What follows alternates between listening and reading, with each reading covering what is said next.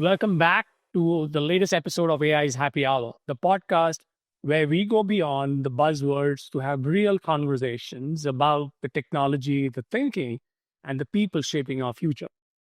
Today, we are taking a step back from the usual talk of models and applications to ask a more fundamental question. What is intelligence really? And are we even thinking about it the right way as we build systems that are changing our world?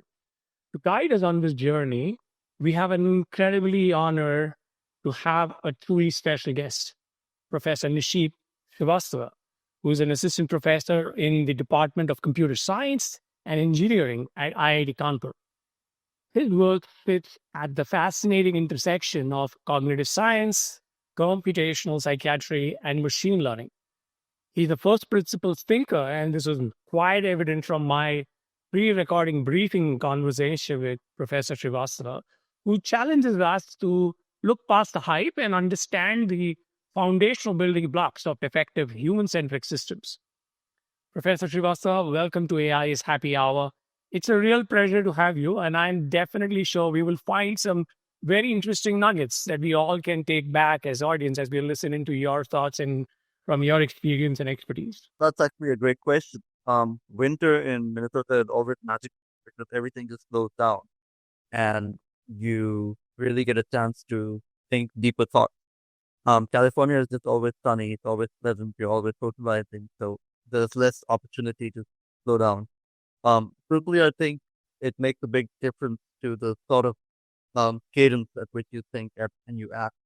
I'm not sure I can give you more specific anecdotes, but generally speaking, your point is apposite.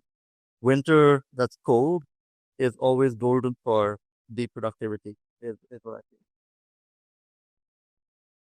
Very interesting. And then I thought sunny weather or generally pleasant sunny weather would probably keep you a lot more alert and awake. At least that was my perspective, considering that I've largely spent all my time in Bombay, hot, humid weather in India. But that's an interesting perspective. Well, I would have probably thought if you otherwise. think about historically where the engines of economic productivity have been, they've been in the colder countries because you have to work Wow. hard and not stay warm. I mean, look, Germany, the UK, North America, these are all fairly temperate countries. Correct. Wow, that's a great perspective. I never made that connection. No, thank you for enlightening me too. Okay, let's now dive into the core of our conversation. Because in fact, in our prep call, right, you shared this fascinating analogy about a flock of birds. How complex synchronized behavior emerges from very simple rules and not this typical probably perception that we have that there is probably a master bird that's directing everything when you look at it from far away up in the sky. Could you unpack that for our audience? How does this idea of emergent behavior in systems challenge the conventional top-down view of intelligence? In fact, you even challenged our understanding and called it that human intelligence is overrated. I would love you to unpack some of that for our audience. Oh, sure. Let's stick with the weather story. I'm done with it yet. Let's think about sort of let's think about a village in a cold climate versus a village in a warm climate.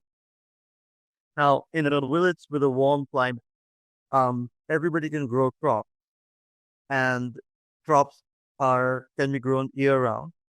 So you don't really have to save up your harvest. You have two crops a year. And in a cold climate, in the winter you can't sow, so you have like one crop, and then you have to have some storage capacity. Since you're storing, you also have to have some sort of social organization that figures that people that did not contribute to the sowing don't get to freeload on the harvest. So you have to have contracts, you have to have a rule of law.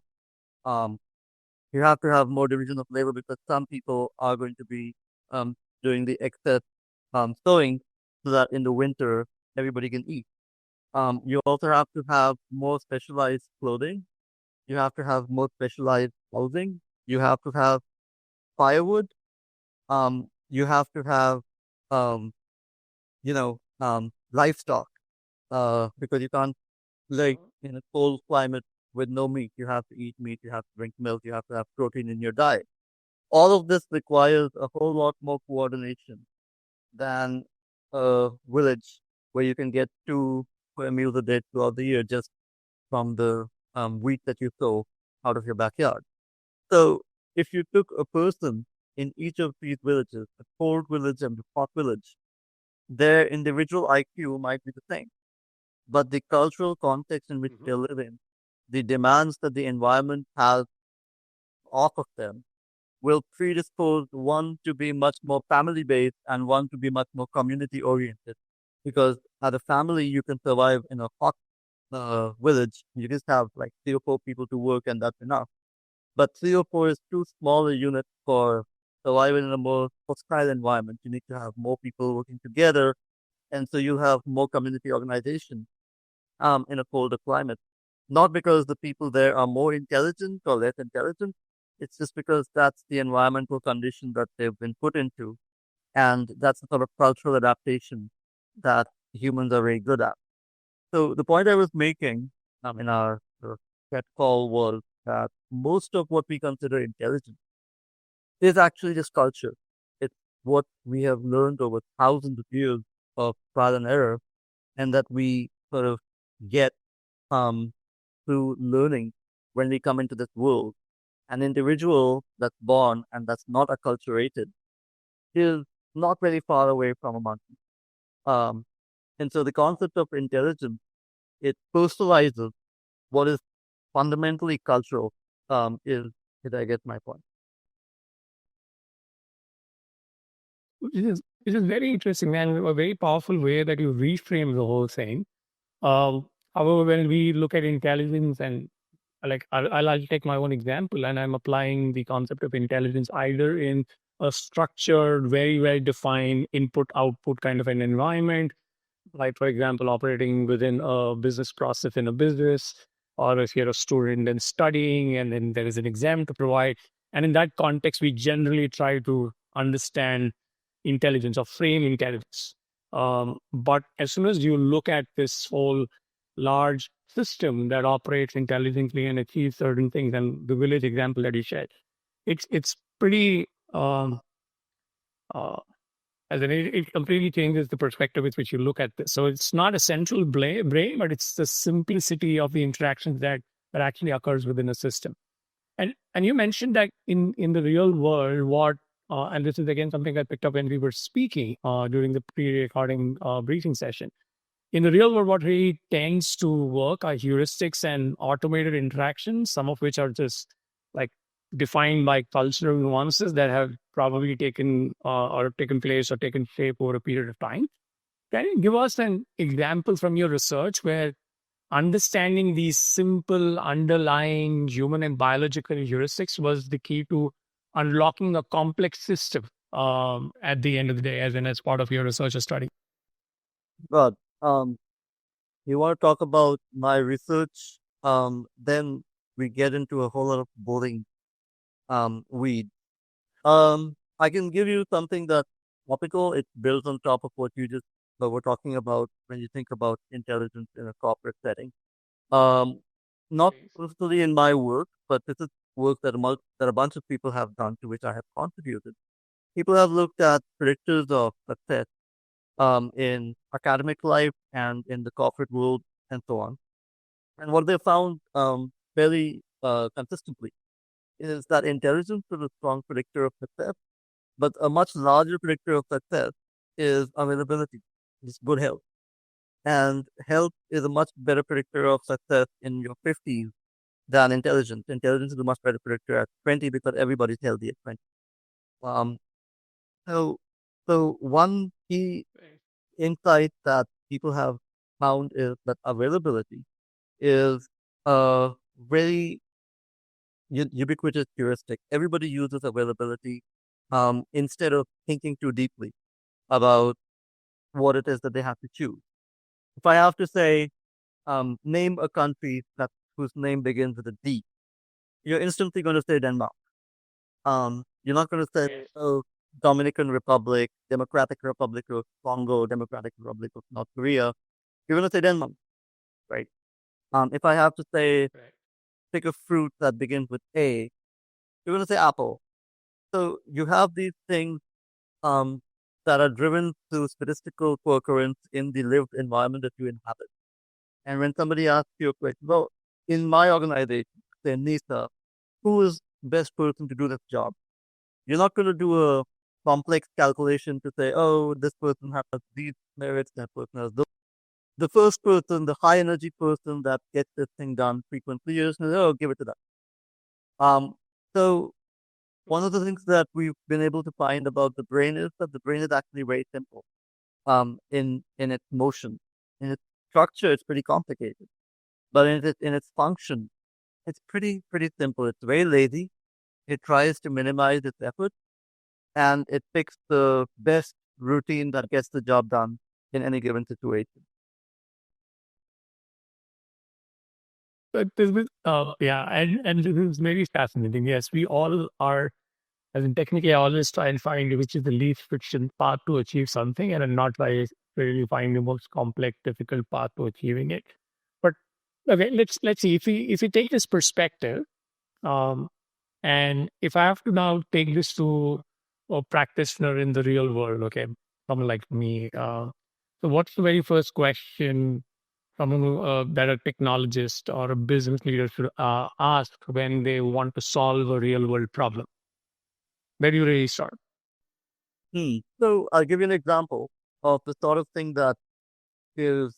Um, so Richard Taylor would ask, "How do you make people save up for retirement?" This is the question that was asked by the U.S. government. Richard Taylor was at Columbia, Princeton, I forget. Um, and they asked him, "Well, how do you incentivize people to save up for their 401k?" And they were expecting some sort of complex solution. And he said, make it opt out instead of opt in. So when you onboard your employees, instead of letting them opt into the retirement plan, you let them opt out of the retirement plan. And that increased the number of signups by about 23%. Um, so there's a number of nudges that corporate leaders end up using, and have high paid consultants much better dressed than I am, giving them those insights. And they tend to work. They tend to work because our brains prefer simplicity. And that's such a crucial shift in mindset, especially when you gave that example and analogy. Yes, it's easier to get, as in probably to get people to opt out, and that kind of drive the right behavior instead of asking them to opt in, which in which case you will really struggle driving that behavior. Okay. So because it actually moves the focus from the tool or a method to do something to what problem are you trying to solve. And I wanted to see if we can double click a little further, right? And in fact, you gave this brilliant example about implementing technology in the radiology domain, and first asking if there's a real need, and if there is a need, what does it really solve, who bears the liability, and what the actual productivity gain is. Could you um, could you walk us through on how you would apply this diagnose before you prescribe methodology to any other domain you worked in? Perhaps, I don't know, if you've ever touched upon finance or maybe computational linguistics, or any other that you've probably seen and observed this. So, one thing that we have tried to do um, is in the Indian government, there's this great demand for um, identifying which processes are inefficient and need improvement.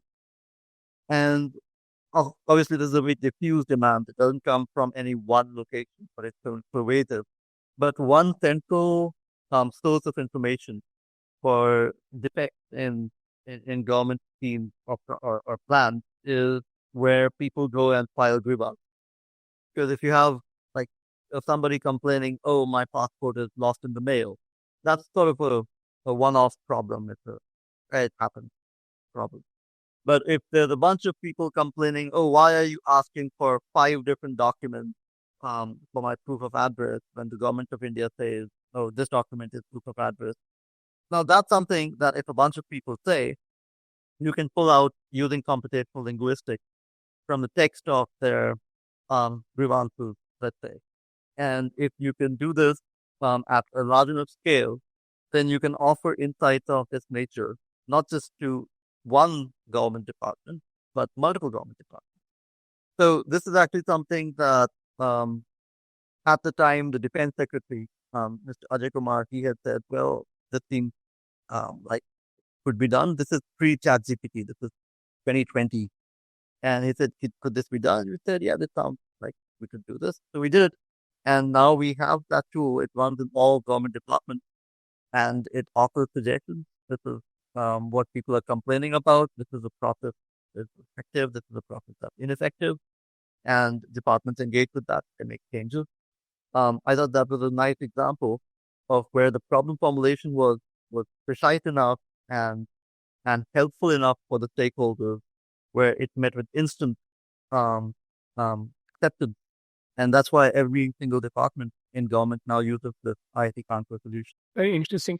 And from whatever I've read about your research work, your area of interest, etc., there's a lot of work that your research work, etc., is connected to the healthcare domain. So I wanted to kind of stay there if you're okay with that. And I wanted to see is how can computational models be used not as a replacement for example, a clinician judgment, because it's not about just the sheer amount of raw data that you can get access to. And I was sticking back to the radiology example. Yes, you can get access to a lot of scan data, etc. But at the end of the day, there's also this judgment that a clinician makes, and there's a lot of context that is critical. So, but as a tool, if you have to bring these together to help them better understand the dynamics of a patient's context and behavior over a period of time, how can computational models really be used? Do you think that we are beginning to solve for that, or we are still far away from being able to solve that, where technology and computational models, etc., can be a great assistant to clinicians and making them more effective and efficient? Well, my personal view is that the computational frame for looking at healthcare is not necessarily the right one, because healthcare is not an information processing problem.